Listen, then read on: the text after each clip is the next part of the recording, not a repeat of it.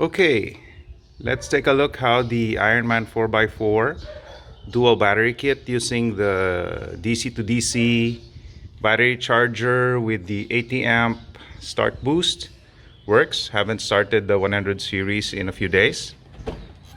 So let's get in to quiet the beeper and just trying to get a good angle on the dual battery monitor.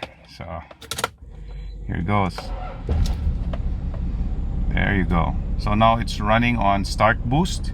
You can see the auxiliary battery is jumped to the mains. You'll see the voltage of the two close together, and there you go. Once you see the green light go on, that means the two batteries are isolated from each other and they're both individually charging. You see the auxiliary battery going up to 14 volts while the mains are slowly climbing. Let's give it a bit of throttle.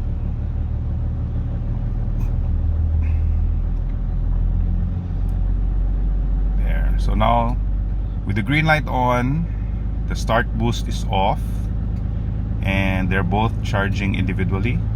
So it's cool.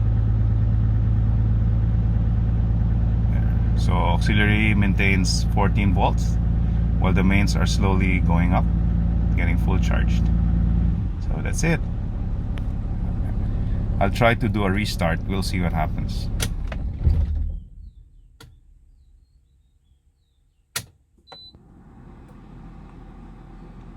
There you see. They're helping each other. The start boost engaged. There. So the start boost disengaged. Now it's disengaged. Batteries are isolated and charging individually. That's cool. So Ironman 4x4 dual battery kit for the overlanders. On this car, it has a lot of rescue stuff on it. Car is owned by a volunteer fireman, so it's cool.